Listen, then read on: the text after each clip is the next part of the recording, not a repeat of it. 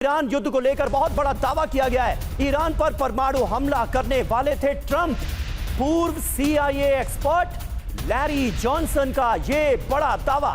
Nuclear codes का इस्तेमाल करने वाले थे Trump. General Dan Caine Trump को ऐसा करने से इसके बाद रोकते हैं। उन्होंने रोका डोनाल्ड ट्रंप को, वरना न्यूक्लियर बॉम्ब का इस्तेमाल ईरान के खिलाफ डोनाल्ड ट्रंप करने वाले थे। यह दरअसल बहुत बड़ा दावा ऐसे वक्त में आया है जब ईरान पर अमेरिका यही सबसे बड़ा आरोप लगा रहा है कि वो कहीं परमाणु बॉम्ब ना बना ले, कहीं इसका गैर जिम्मेदाराना इस्तेमाल ना कर ले। खुद पूर्व CIA एक्सपर्ट लैरी जॉनसन ये दावा कर रहे हैं कि न्यूक्लियर कोड्स का इस्तेमाल तो खुद डोनाल्ड ट्रंप करने वाले थे।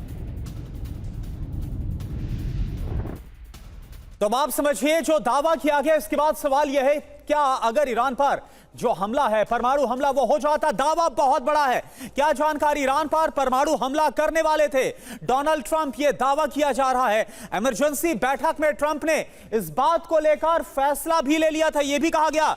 इसके अलावा ट्रंप ने एटॉमिक कोड्स इस्तेमाल करने की कोशिश तक की। यानी क्या हालात यहां तक पहुंच गए थे। इमरजेंसी मीटिंग में जनरल डैन केन भी मौजूद थे। आप देखिए, डैन केन ने ट्रंप को कोड्स का इस्तेमाल करने से रोका। यह जानकारी आ रही है, यह दावा बहुत बड़ा। पूर्व CIA एक्सपर्ट लैरी जॉनसन ने यह दावा किया है और इसके बाद सनसनी मचा दी है।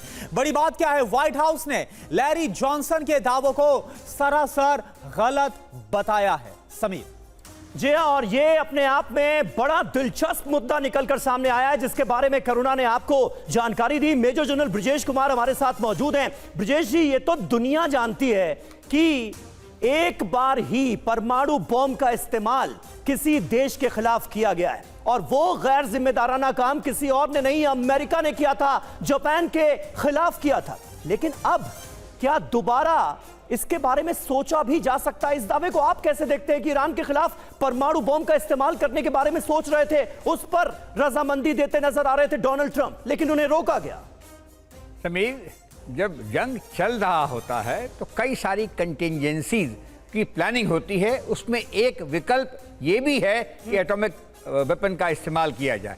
मगर जहां हम शांति की बात कर रहे हैं तो लगता है कि इसका होना उतना मुमकिन नहीं है, या एक सिर्फ डिस्कशन पॉइंट ही रहा है। उसके अलावा भी इस तरह की अगर आप बात करें, शांति वार्ता के बीच में एक मैसेजिंग भी है जो दुनिया को है वो गलत जाती है। और आजकल लड़ाइयाँ बैटलफील्ड के अलावा भी इंफॉर्मेशन के क्षेत्र में, साइकोलॉजिकल वॉरफेयर में और नैरेटिव सेटिंग के ऊपर ज्यादा चलती हैं। तो जो आजकल हम बयानबाजी देख रहे हैं जी, दोनों पक्षों से, और वैसे भी देश नहीं, लेकिन अशरफ साहब, क्या इस हद तक अमेरिका जा सकता है? यह सोचा जा सकता है?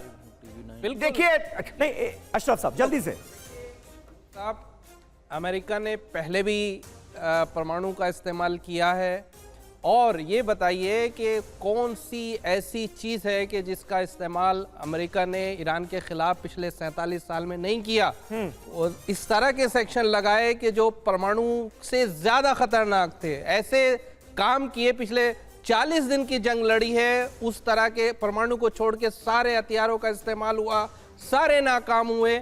और मैं समझता हूँ अमेरिका से कोई बैद नहीं है कि वो अपने परमाणु का इस्तेमाल करे। लेकिन मतलब ये खतरा है ईरान के लिए कि अगर बहुत ज्यादा ये जंग लंबी खिंचती है, ईरान मानने को तैयार नहीं होता है, अमेरिका का फ्रस्ट्रेशन बढ़ता है, तो ये खतरा है ईरान के लिए। करुणा? बिल्कुल, यानी इतने हताश हो गए थे क्या डोनाल्ड ट्रंप? एक और बड़ी खबर, होर्मुज पर अमेरिका और ईरान के बीच टकराव और ज्यादा बढ़ गया है। ईरानी जहाज तिफानी पर कब्जे का वीडियो आपको दिखाते हैं। अमेरिका ने जारी किया है कब्जे का वीडियो। ईरानी जहाज तिफानी पर यह कब्जा किया गया। इससे पहले तुस्का पर भी कब्जा किया गया था अमेरिकी फोर्सेस की तरफ से।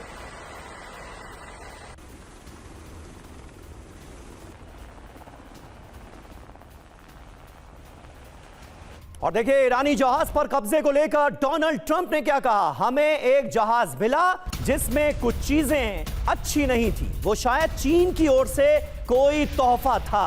ये डोनाल्ड ट्रंप चीन पर निशाना साधते हुए नजर आ रहे हैं, इशारों में। याद कीजिए, व्हाइट हाउस की तरफ से प्रेस कॉन्फ्रेंस जो की गई थी, उसमें लेविट की तरफ से साफ तौर पर चीन का नाम लिया गया था और कहा गया था कि मिसाइल में जो सामग्री इस्तेमाल होती है वो चीन से भेजी जा रही थी ईरान, उस जहाज में जिसे अमेरिका ने जब्त किया।